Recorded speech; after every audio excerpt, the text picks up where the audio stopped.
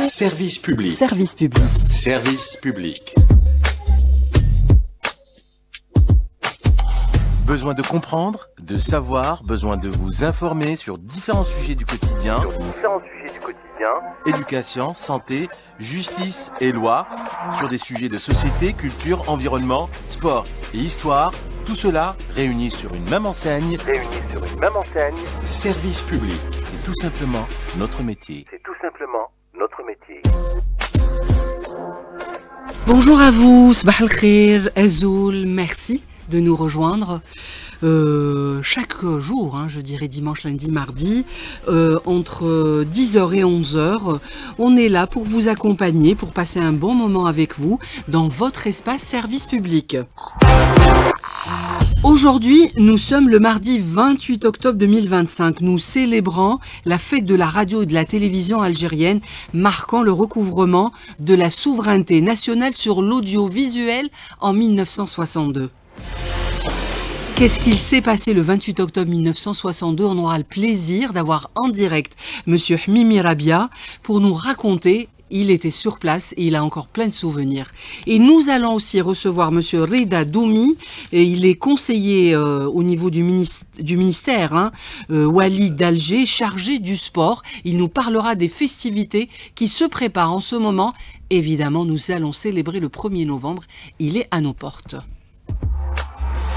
Voilà, toute une équipe à votre service. On est ensemble jusqu'à 11h si vous voulez participer. Le 021 48 15 15. Et puis, nous vous accompagnons avec un bon programme musical. Hakim Ben Moussa est aux commandes de l'émission. Tahia El Jazair Hurra. On démarre notre émission 10h10. Droit aux aînés, si vous permettez. Monsieur Reda Doumi, merci d'être en direct avec nous. Ah oui, tout à fait. Toujours un plaisir, moi, de voir et de passer du temps avec Monsieur Hmimi Rabia. Alors, je sais que tout le monde vous connaît. Vous êtes un habitué, vous êtes un haut cadre. Vous avez occupé plusieurs postes, Monsieur Hmimi. Mais aujourd'hui, je sais que quand vous passez sur les ondes de la chaîne 3, c'est toujours pour rappeler que signifie pour vous cette date du 28 octobre, Monsieur Hmimi Rabia. D'abord, merci pour l'invitation. Et puis ensuite, pour moi, c'est une sorte de pèlerinage puisque j'ai passé 50 ans à la radio et à la télévision. Allah Ibarak, 50 ans. Vous ne les faites pas, Monsieur Hmimi. C'est quoi le secret? Parce qu'il marche, il fait beaucoup de sport. Oui, voilà, tout à fait. Et puis ensuite, chaîne d'esprit, ayant servi donc la radio et la télévision par voie de conséquence mon pays, comme l'ont servi mes amis et collègues, mes aînés, et comme également l'ont servi mes deux frères. Je ne sais pas le moment de m'appesantir sur cela. Oui. Alors, qu'est-ce que représente le 28 octobre 1962? C'est une des étapes importantes de l'histoire de l'Algérie indépendante. C'est, après toute proportion gardée, le 1er novembre et le 3 juillet 1962, c'est, me semble-t-il, dans notre petitesse, pas la mienne, la petitesse de la radio et la télévision, une waqfa, une date au-delà du symbole, mais importante, parce qu'il ne suffisait pas simplement de s'approprier la souveraineté nationale au sens politique du terme, mais il fallait également s'approprier la souveraineté de l'information, de l'inculture et donc de l'audiovisuel. Voilà, je dis ça en 2 ou 3 mots et puis ensuite je suis prêt à répondre. Alors, mais quand on arrive, il y avait des techniciens français sur ces lieux, Monsieur Hmimi Rabia, juste pour remettre le contexte. Alors, il faut contextualiser. Moi j'ai l'habitude de dire que le 28 octobre 1962, n'est pas le fait du hasard, il n'est pas né ex nihilo. C'est tout un processus, et je me permets de dire qu'il remonte même aux années 1940, c'est-à-dire au lancement de la radio. Il faut savoir que le taux d'analphabétisation était extrêmement faible du temps de la colonisation, et seuls les enfants des grandes tantes, comme on dit, avaient accès à l'école laïque. Les autres, c'était un petit peu l'école coranique ou la médersa, dans le système éducatif de l'imam Ben Madis. Et donc, au niveau de la radio, c'était le seul moyen, la seule lucarne, la seule échappée pour donner un peu de contenu authentique à l'indigène que fut l'Algérien à cette époque-là. J'ai pour preuve, par exemple, de mémoire, je cite une émission que produisait le professeur Nourdine Abdelkader, qui était titulaire de la chaire d'histoire à l'université d'Alger, et qui traitait de la civilisation musulmane. Traitait de la civilisation musulmane, donc parlait nécessairement de l'âme musulmane, de l'indigène que nous fûmes. Il y avait Cheikh Stambouli, l'auteur de Minji Balina, qui produisait également une émission. Il y avait le normalien Cheikh Hussein Ouarab, qui était le condisciple de Mouloud Pharaon, en kabyle, qui traitait de la musique populaire en kabyle. Et nous savons tous que la poésie populaire, et nous savons tous que la poésie populaire était une poésie de combat et de résistance et d'authenticité. Alors c'est pour vous dire que petit à petit, bon, il y a eu un éveil, la radio est devenue, comment dirais-je, un viatique, la seule possibilité pour l'Algérien d'ouvrir le monde vers l'extérieur. Et puis ensuite, il y a eu, juste au lancement au début de la Révolution, il me plaît de rappeler qu'au début de la Révolution, en 1956, à la demande de Ben Ramadan et de Sel Arbi Ben Mahidi, et on ne dira jamais assez l'éminence en particulier de ces deux personnes, par rapport à ce que nous disons, l'événement que nous vivons. C'est à la demande de Abban Ramadan que la cellule du FLN a été créée en 1956. C'est-à-dire durant la bataille d'Alger, où tout Alger était bouclé. Et c'était Ammar al-Rachid, le regretté, le shahid Ammar al-Rachid, qui servait de lien entre le CCE, Abban Ramadan, et cette cellule. Et cette cellule, c'était des Algériens qui l'avaient montée. Ils l'avaient montée à Berthezin, parce que la radio, en arabe et en kabyle, c'était à Berthezin, Alex Berthezin. En français, c'était Alex Ruoche. La place Hoche. Voilà, et ils l'ont monté à la barbe du capitaine Galopin, qui représentait le deuxième bureau, et qui avait son bureau et ses services au deuxième étage. Je rappelle que les studios de Radio Berthezin étaient au premier étage. Il suffisait simplement de grimper une dizaine de marches pour être à côté du bureau du capitaine Galopin. Et tout cela a été fait dans le secret le plus total. Et cette cellule avait servi comment dirais-je, d'espace de recueil et de traitement, j'allais dire, entre guillemets, de l'information au sens sensible du terme, au sens militaire du terme. C'était Nassiba Hablel, qui était la secrétaire personnelle de Abban Ramadan. Avant d'avoir été secrétaire, elle travaillait au gouvernement général. Elle était au cabinet du gouverneur général. Toutes les informations, y compris militaires, qui arrivaient, et toutes les informations militaires aboutissaient au gouvernement général, étaient données, étaient récupérées par Nassiba Hablel, et qui était, et qu'elle mettait à la disposition de cette cellule. Et c'était le directeur, c'est Saïd Rzoug, le directeur des émissions en langue arabe et kabyle, qui dispatchait, dans la confidence absolue, entre la chaîne arabe et la chaîne kabyle. Pour la chaîne kabyle, je vous donne un exemple. Il y avait une émission produite et animée à tour de rôle par Djemal Khoudmi, qui est encore vivant jusqu'à maintenant, et Mohamed Boutedja, qui est décédé. C'était une émission de dédicace. Eh bien, ces informations sécuritaires, elles étaient traitées par la voie de cette émission, en toute clandestinité, mais sans que l'occupant ne le sache ou ne le découvre. Badia Haddad, en arabe bien entendu, je parle de la chaîne arabe, dédie telle chanson, مثلا العنقة ولا فريد الأطرش ولا ربيع بدي أحداد بليدة ربيع حميمي de Tizi Ouzou ou de Cuba dédie cette émission. Dédie cette émission. Ça veut dire quoi le message? Ça veut dire entre le lieu où est situé Badi Haddad et le lieu où moi je suis situé, il y aura un ratissage demain. Et donc il y avait un message subliminal qu'il fallait et donc comprendre. Il y avait toute une soldatesque, des milliers qui ont cerclé non seulement les deux points focaux, mais toute la région.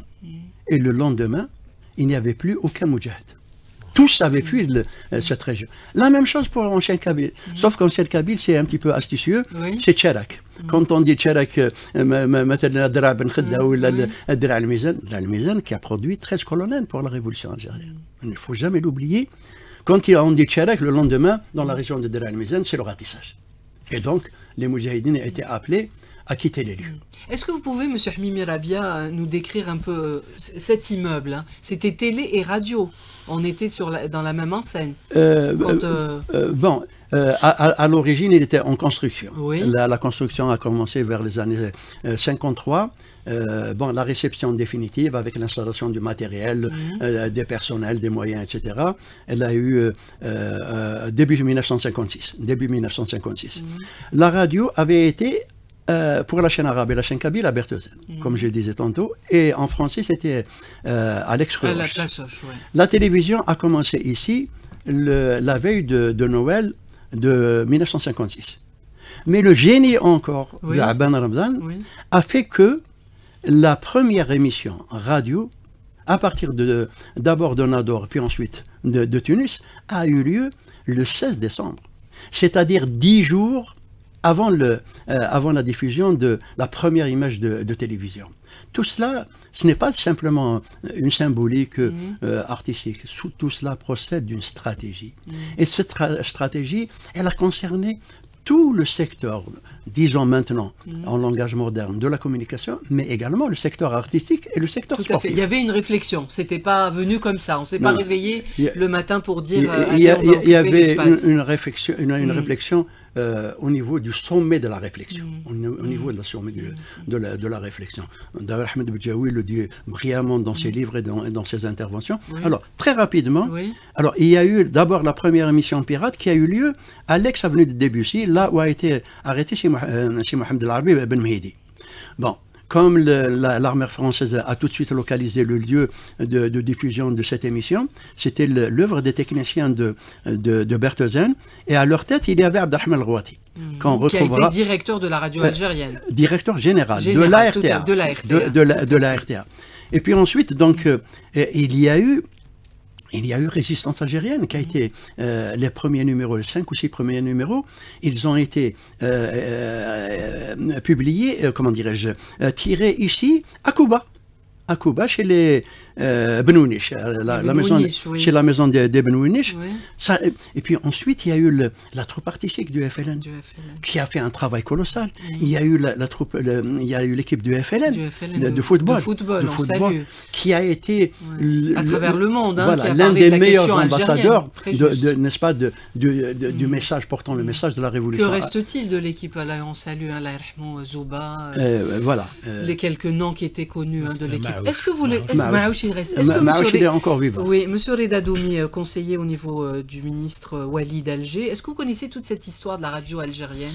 Enfin, pas dans des détails aussi précis, mais c'est vraiment quelque chose de très fort. Hein. C'est un moment d'émotion. Hmimi Rabia reste avec une très bonne mémoire qui arrive. Il y a eu ensuite le service cinéma de l'ALN. De l'ALN. Il y avait pas seulement que des Algériens, c'est leur devoir un petit peu, c'est comme les Moudjahidines, mais il y avait aussi les amis de la révolution algérienne, comme Vautier, comme Pierre Clément, etc. Et il y a eu le fameux Laboudovic, qui était caméraman qui est rentré au maquis. Voilà, caméraman caméraman attitré du président Tito, qui a renoncé à sa vie de luxe pour se mettre à la disposition de l'ALN, de l'intérieur. De l'intérieur. Il était à la Wilaya 1, et c'est lui, par exemple, l'histoire du train qui déraille, etc. C'est lui qui a filmé tout cela. Et il a eu l'extrême mérite d'avoir gardé son âme algérienne. Et il a d'ailleurs été honoré par l'Algérie. Il a été honoré. Voilà. Il a été honoré. Non, par le président, d'abord par le président de la République lui-même. Oui. Parce qu'on ne peut pas ignorer l'importance de son travail ainsi que de qu'on a eu le plaisir de voir au niveau de la cinémathèque. Oui, tout à fait. Avec Ahmed Rajdi, avec l'Akhdar Hamina. Et puis ensuite, n'oublions pas que au niveau de la RTF, il y a eu 10 personnes qui ont rejoint le maquis de la Wilaya 3, et à leur tête, Ali Genaoui, qui était réalisateur, qui était l'un des premiers réalisateurs à avoir fait l'Institut des hautes études cinématographiques à Paris. Il a produit un mémoire qui est d'une valeur intellectuelle et artistique qui mériterait non seulement d'être connu, mais surtout d'être enseigné. Monsieur Reda Doumi, est-ce que vous pouvez nous dire comment se prépare la Wilaya d'Alger? Pour rester dans le même thème, on est 28 octobre, on célèbre cette fête importante pour les gens de la télévision et de la radio algérienne et pour les Algériens, je dirais. Est-ce que vous pouvez nous parler un peu des grandes lignes? Qu'est-ce qu'on prépare pour le 1er novembre au niveau de la Wilaya d'Alger, Monsieur Doumi? Déjà, merci pour l'invitation. C'est toujours un plaisir de se retrouver à la chaîne 3. Bien sûr, comme à l'accoutumée, chaque année, la Wilaya d'Alger organise un programme spécial, entre guillemets, qui en réalité s'intègre dans le programme global de la Wilaya d'Alger en matière d'animation de la ville. On a déjà commencé à accrocher les beaux drapeaux. Ils sont tout propres, partout dans les artères d'Alger. C'est un rituel, si on pourrait appeler ça, c'est un rituel qui rappelle des fois la grandeur d'un moment qui est fondateur de notre histoire nationale. Ce n'est pas seulement un souvenir du passé, comme l'a si bien dit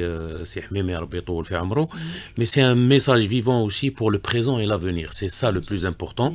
Ça rappelle aussi les valeurs de courage, de sacrifice, d'unité de nos aînés, et le fait qu'il y ait entre guillemets, des gens étrangers qui ont participé à cette glorieuse révolution montre la justesse de cette cause qui avait quand même conquis le cœur de beaucoup de non-algériens qui s'étaient ralliés à cette cause. Alors le programme, il est riche, il est varié, il est ouvert à tout le monde, il est constitué de manifestations sportives, il est constitué de manifestations culturelles, d'expositions, de conférences, de caravanes de la mémoire et de spectacles musicaux, bien sûr. Tous les, on va dire, les ingrédients de l'art sont présents. Alors, est-ce qu'il y aurait d'abord un défilé? Est-ce qu'il va y avoir à minuit les coups de canon? Est-ce que donnez-nous tous ces détails qui feront le plaisir des Algérois, enfin des Algériens, parce que souvent on vient pour le 1er novembre. D'ailleurs, les enfants seront en vacances à partir de mardi. Justement, le programme commence aujourd'hui, parce qu'aujourd'hui, il y a des vacances, des petites vacances 2-3 jours, jusqu'au 2 novembre. Donc, il y a avec des pics, le pic de toute cette organisation, c'est le 31 octobre. Si vous voulez, donc c'est un programme pour rendre hommage à nos héros, mais aussi, surtout, transmettre leur flamme. Le programme va commencer aujourd'hui. Nous avons des expositions en art plastique. Donc, c'est des jeunes qui vont être au niveau de la Grande Poste, de la place des Martyrs, du stade Farhani, avec des graffitis, avec des toiles, avec de tout ce qui est art plastique. Nous avons aussi prévu, il ne faut jamais l'oublier, que nous avons des catégories, on va dire, qui sont délaissées toute l'année. Nous avons prévu des visites pour les enfants de la Lune au Jardin d'Essai pour qu'ils participent à cette grande fête. Nous avons une caravane de la mémoire qui va prendre 250 jeunes qui vont, le côté ouest du territoire national. Ils vont visiter 6 wilayas historiques de cette glorieuse révolution. Donc, Khenchela, Batna, Beskara, Louad, Sétif et Constantine. Donc, 250 250 jeunes qui vont se mêler aux anciens moudjahidines de la région, qui vont voir sur place les lieux où se sont déroulées les plus grandes batailles. Comme ça, on aura on va dire un message intergénérationnel à transmettre. Il faut savoir, le départ de ces jeunes se fera à partir de la haute Kasbah. Ils vont parcourir le parcours historique de la Kasbah et descendre Sahtuada pour prendre les bus. Chaque bus aura sa destination. Il y a une petite parenthèse, si vous permettez, Monsieur Doumi, ce qui est bien, je disais, le café, le Milk Bar de la place Ben Midi vient d'être réouvert.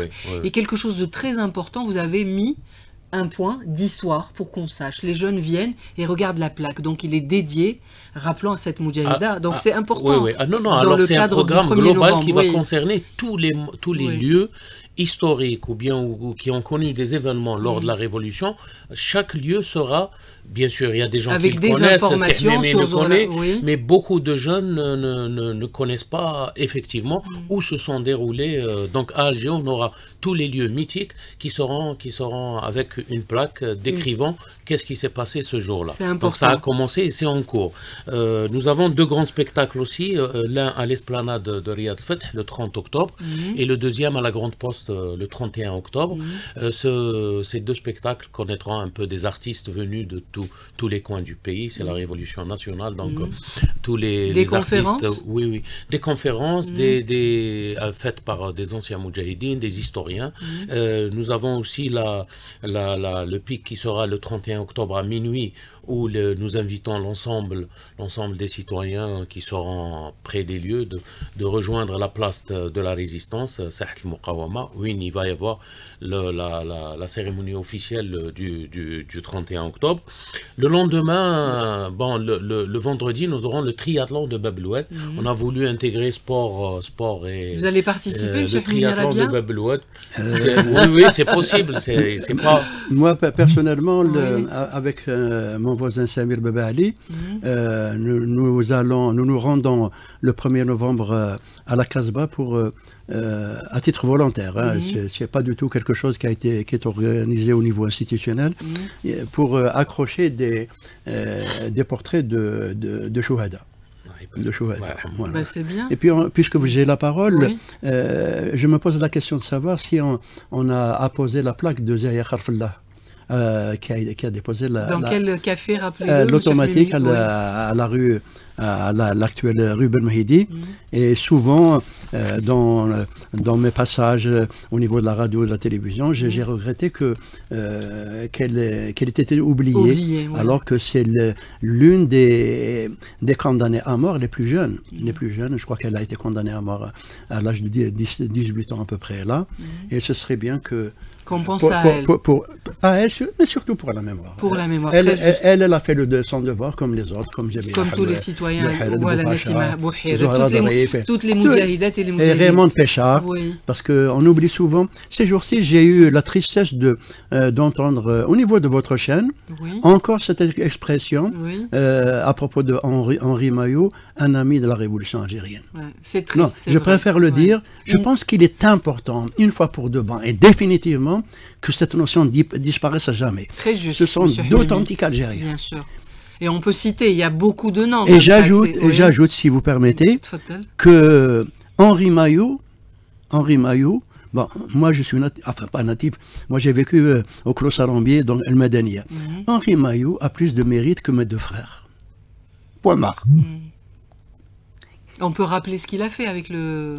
Monsieur Mimi, pour dire pour la jeune génération ce qu'a fait Maillot. Écoutez, il a pris plus d'une centaine, il a pris un camion chargé d'armes. Il l'a fait parce qu'il était ami de la Révolution algérienne, parce qu'il était profondément algérien. Il se sentait profond. D'ailleurs, sa famille vivait au Clos Salambier. Sa sœur a vécu jusqu'à sa mort. Jusqu'à sa mort, il vivait au Clos Salambier, qui est le quartier des pauvres. C'est le quartier des pauvres. Où il y avait la famille Benzine aussi. Exactement. Où il y avait également le Hachmi Sherif, où les 22 se sont réunis. Pas les 21. Les 22 se sont réunis. Donc c'est autant de faits à rectifier et à définitivement pour la nouvelle génération. Mais c'est pas que sur les raison de la chaîne 3. On le dit un peu partout. Non, Quand non, parle on l'a de- dit, on de l'a dit Mayotte. même au Je veux dire, cimetière oui. chrétien on a apostrophé le représentant de l'autorité en disant attendez, Pierre Chollet le dit dans le film de Madawi. Moi je ne suis pas un ami de la révolution algérienne. Je suis un Algérien. J'ai fait la révolution. Je suis un un Algérien. Ouais. C'est important. Très juste, important, vous avez fait une très très bonne remarque. Merci Monsieur Mimi. Je me tourne vers vous, encore le programme, et puis on aura peut-être une petite pause musicale si vous permettez, Oui, et bien je sûr, reviens avec plaisir. à 10h32 minutes, service public aujourd'hui. Nous célébrons évidemment cette date importante pour la radio et la télévision algérienne, et nous parlons des festivités, préparation pour le 1er novembre. Il est 10h36 minutes, service public jusqu'à 11h s'intéresse ce matin à cette date historique, celle du 28 octobre. Nous avons d'ailleurs le plaisir de partager cette émission en compagnie de Monsieur Mimi, 50 ans, comme il a dit, au service de la radio et de la télévision algérienne, avec une mémoire encore phénoménale. Tous les détails sont là pour être partagés avec vous, chers auditeurs, et nous avons aussi le plaisir d'avoir Monsieur Reda Doumi, conseiller au niveau du ministère Wali, délégué chargé du sport au niveau de la wilaya d'Alger. Il y a tout un programme qui va être prêt et ça commence à partir déjà, je pense, d'aujourd'hui, Monsieur Doumi. Oui, comme je l'ai dit tout à l'heure, Oui. ça a commencé aujourd'hui, comme c'est les vacances, ces petites vacances. Donc, pour ce qui concerne les manifestations sportives, nous avons le triathlon de Beblouet qui en est à sa 4e édition et qui va regrouper 250 sportifs qui vont faire les trois disciplines prévues, la natation avec 750 mètres le Ketani, la plage d'Al Ketani, le vélo avec 20 km allant jusqu'à Raïs Hamidou, et la course 4 tours de 5 km.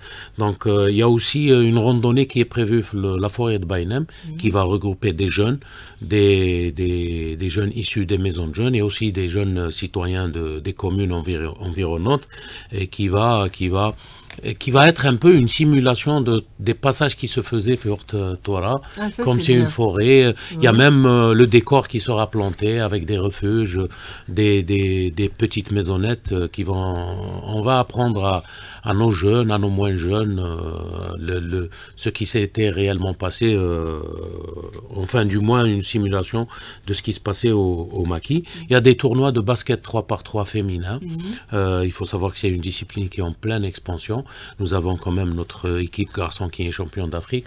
Donc c'est une discipline qui est très convoitée par les jeunes.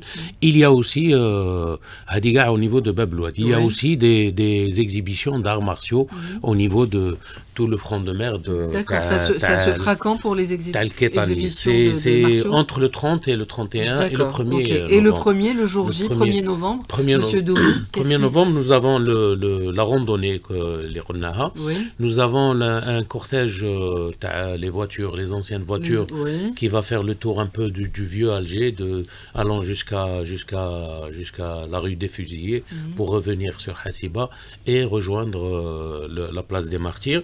Et y a-t-il un défilé ou pas, Monsieur non, Doumi? le défilé pédestre, non. Oui, pédestre. Ça va se faire d'une manière spontanée le 31 octobre à minuit, puisque tous les citoyens qui auront assisté au spectacle, qui seront dans les environs, vont converger vers la place de la Résistance, comme ça s'est fait l'année passée. Il y a aussi une chorale de la wilaya d'Alger à travers la direction de la jeunesse et des sports et des loisirs, qui sera composée de 400 jeunes filles et garçons, et qui sera au niveau de la Grande Poste pour entonner un peu le répertoire qu'on connaît de toutes les chansons révolutionnaires, mais c'est un spectacle qui est assez... À quelle heure vous avez l'heure, c'est Monsieur Doumi? À 15h, d'accord. Donc à 14h, le cortège des anciennes voitures. Le matin à 8h30, nous avons la randonnée au niveau de Baïnem. Le vendredi 31 octobre à 8h, nous avons le départ du triathlon. Et bien sûr, toutes les soirées, nous avons quand même jusqu'au 2 novembre novembre, toutes des soirées chabif, les endroits qui sont connus déjà,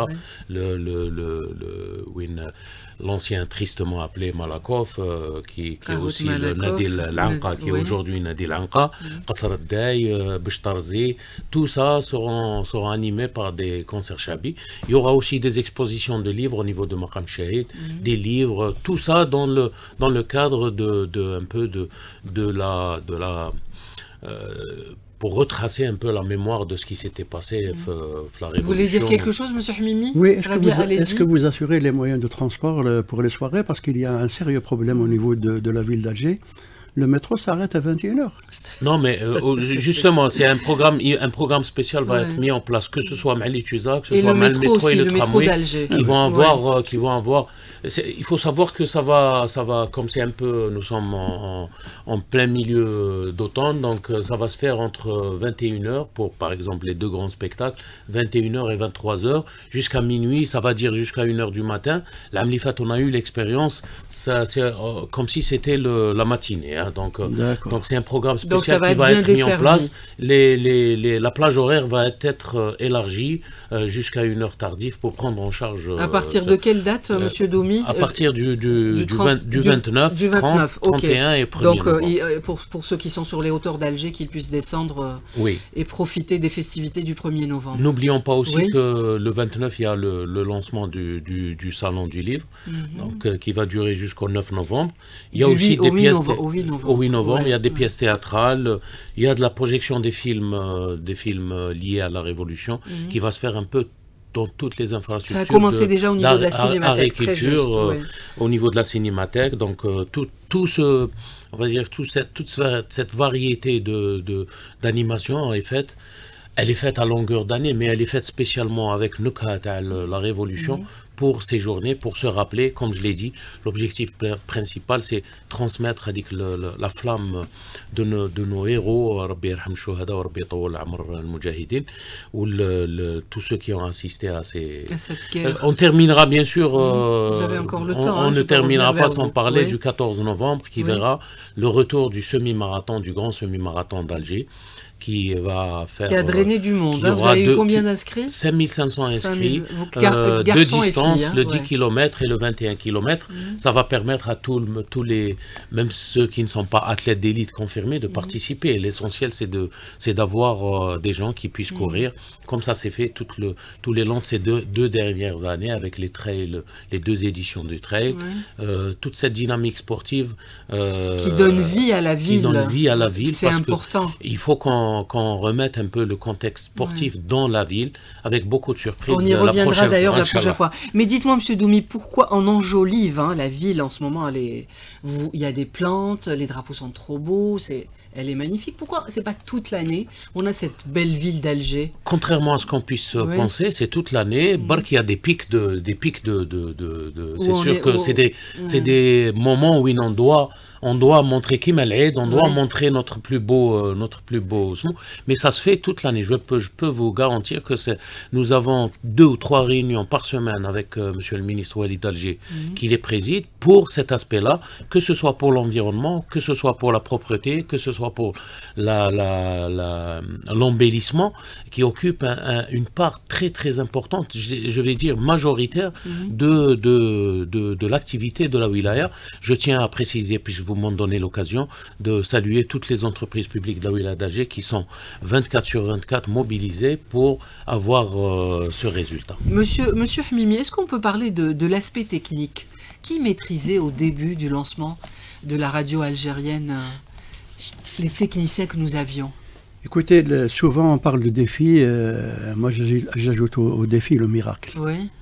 Si au niveau de la radio, sur le plan technique j'entends, la chose était possible, en particulier s'agissant de production et de traitement du produit au niveau du montage, le passage du signal au CDM vers les émetteurs. Là, les émetteurs, c'est un problème. C'était un problème. Car au niveau des émetteurs, le personnel était quasi-exclusivement français. Les rares Algériens qui étaient au niveau des émetteurs étaient dans des positions secondaires au sens professionnel du terme. mais en télévision, c'est autrement plus complexe. Et vous savez qu'un produit télévision, c'est toute une armada qui est derrière. Le téléspectateur voit Badia Haddad, mais derrière, ce n'est pas simplement une équipe. C'est tout un monde qui gravite autour. Et qu'à voir le générique des films. Et il y a des moments où il occupe... on se dit, voilà, il est moins long que le générique. Et voilà. Et donc, le génie, je reviens toujours au génie algérien parce que la révolution algérienne a produit des génies. Elle ne s'est pas libérée comme ça, simplement par le courage, mais également par l'intelligence. Bien sûr. Et Abdelrahman El-Rouati était rentré plus tôt de Tunis, où il était au Malg, et il avait pris contact. On lui avait demandé de prendre contact, donc les nouvelles autorités algériennes en place, à leur tête le bureau politique, avec Cheikh Mohamed Khedar, qui était loin d'être satisfait par rapport au contenu des messages radiophoniques et télévisuels. Oui. Et donc, on avait demandé à Cheikh Abdelrahman El-Rouati de voir s'il est possible d'algérianiser la radio et la télévision avant le 1er novembre. Parce que Mohamed Khedar, qui était secrétaire général du bureau politique, n'admettait pas qu'il y ait à partir du 3 juillet 1962, donc de la date de l'indépendance officielle, qu'il y ait encore un drapeau français qui flotte sur l'un des symboles de la souveraineté, disons information et culture, pour ne pas parler de trop de politique, de l'Algérie nouvellement indépendante. Et Cheikh Abdelrahman El-Rouati avait pris contact avec d'abord les techniciens du Malg, parce qu'il y avait quelques techniciens du Malg, et aussi avec les techniciens de la radio et de la télévision, qui étaient tous militants dans le cadre de la cellule dont je parlais tout à l'heure. Et là, ils avaient dit que eux, la chose était possible et qu'ils pouvaient relever le défi. Sauf que ce miracle, pour qu'il ait lieu, on a pris une partie des techniciens de la radio, je pense par exemple à Haïd, je pense par exemple à Boualem Akouch, et ils sont montés à la vidéo qu'ils n'ont jamais vue dans leur vie. Parce que, je vais vous dire une chose, nous ne pouvions pas traverser le 3e étage. Moi, j'étais là. Pour me rendre au 8e étage, il s'était interdit de passer par la vidéo. Bon, il y avait un côté discipline, et peut-être il y avait un côté où il ne fallait pas trop regarder ce qui se passait.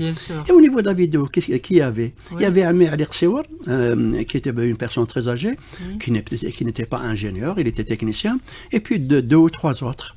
On ne peut pas faire travailler, on ne peut pas faire marcher. Voilà, toute une radio, toute une chaîne de télé. Non, surtout la télévision. La radio ne posait pas de problème, c'est simple. Pourquoi? Parce qu'il y avait beaucoup de techniciens radio. Il y avait Saout al-Arab aussi, il y avait quelques émissions comme ça qui étaient déjà... Non, Saout al-Arab, c'est en Égypte, c'était le contenu que nous écoutions, etc. Mais je parle d'ici. Toute la radio, disons en arabe et en kabyle, puisque une partie de la chaîne française, sur le plan technique, c'était des techniciens algériens qui avaient un bon niveau, un niveau de base tout à fait honorable. La plupart étaient soit en première, soit en terminale. Excusez-moi du peu. À l'époque, c'était différent. Hein, à l'époque, être Toumi, L'Akhdar Toumi, dont le frère était Saint-Syrien, je dis bien Saint-Syrien, c'est lui qui, Eddin, il s'appelle Eddin, c'est lui qui a ramené les plans de la bombe atomique de Reagan. Il a fui, il a rejoint le GPRA et il a donné tous les plans et donc tout ce qu'il y avait comme secret nucléaire au GPRA. C'est pour dire que même les Algériens de l'autre côté de la Méditerranée avaient fait leur devoir et il est juste qu'ils soient également honorés. Et donc, je reviens à El-Rouati, il a dit aux autorités, la chose est possible. Et avant le 1er novembre. Donc, il y avait déjà une base ici, en la personne de Sib Ben Mahel, qui était directeur de la PS à Tunis. Il avait été envoyé par le GPRA, et c'était lui qui coordonnait les informations en arabe, en kabyle, avec des journalistes algériens, indigènes, bon, à l'époque. Oui, qui n'avaient pas de statut. On avait vu le monstre du Loch Ness, le statut de Français musulmans. Ouais. La religion n'est pas une nationalité. Bon, voilà. Et il y avait donc cette équipe sur place, mais il y avait également le lieutenant Alouache que la Wilaya 4 avait délégué. Mais au-delà de cela, la négociation était entamée du côté algérien par notre ministre de l'Information, M. Hadj Hamou, avec les autorités françaises pour la récupération de la radio et de la télévision. Bon, comme toujours ce génie algérien, on avait anticipé le risque d'une déflagration. Oui. Parce qu'il faut dire que la RTF était gardée, avant par les militaires, et puis comme une partie des militaires étaient séditieux, certains ont rejoint l'Ouest, etc., on a envoyé de France des gardes mobiles. Les gardes mobiles, donc c'était les gardes mobiles qui étaient acquis au général de Gaulle. Ils étaient à l'entrée, hein, monsieur Hmimi. Pas simplement à l'entrée, ils étaient au 8e, ils étaient partout, ils étaient nombreux et surtout lourdement armés. Oui. Et puis ensuite, c'était des colosses. Moi je me rappelle, le plus petit d'entre eux faisait 1m80, c'était des Malabas. Ouais, et il fallait se faire tout petit. Alors pour anticiper, le colonel Mohamed El Hadj avait envoyé le bataillon de Siyahi. Il était stationné à l'ex-maison Panhard qui a été détruite, là où il y a le pont qui enjambe le ravin de la femme sauvage pour aller vers le ministère des Affaires étrangères et le ministère de la Culture et de la Communication était à l'époque, mais maintenant elle est en bas. Il y avait aussi un bataillon d'élite de C. Mohamed Barouagui, qui était commandant de la Wilaya 4, donc qui était voltigeur. C'était un petit peu pour éventuellement intervenir au niveau des émetteurs d'Ouled Fayet et de Bouzéléa. Il y avait également la section de Hachmi Sherif, qui était officier de l'ALN, qui était stationné au parc Sofia, prêt à intervenir sur Berthézen et sur la Rioche. Donc c'était un plan militaire. Oui. C'était un plan militaire. Pour se réapproprier. Voilà, pour faire face à toute éventualité. À toute éventualité. Non, le hasard a fait que rien ne s'est passé, sauf un petit incident dont je vais parler un peu plus tard. Si on a le temps, hein, M. Hmimi, il est 10h53. Voilà, donc je termine. Alors, le directeur de la RTF à Alger, c'était M. Drouet, qui était acquis, qui était libéral, et il était acquis à la cause de l'indépendance algérienne, sans trop le dire politiquement, parce qu'il représentait quand même le gouvernement français. Et symboliquement, autour de 11h, il a appelé Mahmoud Djilali, qui était membre de la cellule du FLN, qui avait été arrêté, condamné et emprisonné, et lui a remis les clés de son bureau. C'est-à-dire que c'est la remise du clé à son propriétaire, légitime et authentique. Et à partir de là, il est parti, il est descendu avec son drapeau, et Abdelaziz Kiri avait descendu le drapeau français et hissé le drapeau algérien. Oui. Il avait descendu le drapeau français et il voulait le piétiner ici à l'entrée de la bâtisse, juste donc de la bâtisse. Et c'est Ahmed Romani qui lui a sommé de ne pas le piétiner en lui disant « Attention, maintenant nous avons notre drapeau, et si on demande à ce que notre drapeau soit respecté, il faut respecter le drapeau, même de l'ennemi. » Voilà. Vous avez raconté un peu comment ça s'est passé, mais 50 ans après, quel regard vous portez, M. Hmimi, rapidement, sur la télévision et la radio algérienne? Eh bien, écoutez, moi, c'est un regard critique que je porte. Je ne suis pas de ceux qui glorifient. Je pense que la période après 62 a été, non pas parce que j'y étais, elle a été extraordinaire. Glorieuse. Elle a été glorieuse parce qu'on a assuré le 28 octobre 1962. Mais et le 1er novembre, et décembre, Et janvier 63, il fallait Assurer. c'était un miracle. Pour moi, c'est un miracle. N'était-ce le sacrifice des techniciens, jamais le 28 octobre n'aurait eu lieu. Moi, je pense que maintenant, avec le développement de la technologie, et surtout l'instruction massive, bon, peut-être qu'il n'est pas de bonne qualité, on devrait être le phare de la Méditerranée en radio et en télévision. Nous aspirons à l'être, mais nous ne le sommes pas encore. Il y a encore du chemin. Voilà, il y a encore du chemin. On est une jeune nation, monsieur Hamimi. Oui, on est une jeune nation. Oui, écoutez, on était... il y avait de jeunes partis, mais il s'est trouvé que les 22... avaient décidé, sans armes, sans rien du tout, à se lancer dans la révolution. Et ils ont fait une guerre pendant 7 ans contre la 4e puissance militaire mondiale. Et pourquoi est-ce que cette génération n'en ferait pas autant? Donc à se parfaire, on garderait ce message-là. Voilà, je vous souhaite encore une bonne longue vie et pleine santé, monsieur Hamimi. Voilà, 50 ans à la tête de la télévision et de la radio algérienne, vous avez fait beaucoup de choses. Non, pas à la tête. À un moment donné, si, vous avez été... voilà, vous avez eu des postes de responsabilité, monsieur Hamimi, voilà. Mais il faut se mettre à écrire votre livre, monsieur Hamimi. Il est temps. Parce que tous ces souvenirs, vous les avez intacts. En tout cas, nous avons célébré, grâce à vous, cette date du 28 octobre, à ne pas oublier que grâce aux anciens, grâce à ceux qui ont donné leur vie, que nous sommes ici, en direct sur les ondes d'Alger Chaîne 3. Allah yarham shuhada. Et merci à vous, monsieur Reda Doumi. Préparez-nous donc une belle fête pour le 1er novembre, pour la célébrer. Yemen Hash. Hommage aux femmes. De la radio et de la télévision. Merci. De 1962, Hachmi Beya,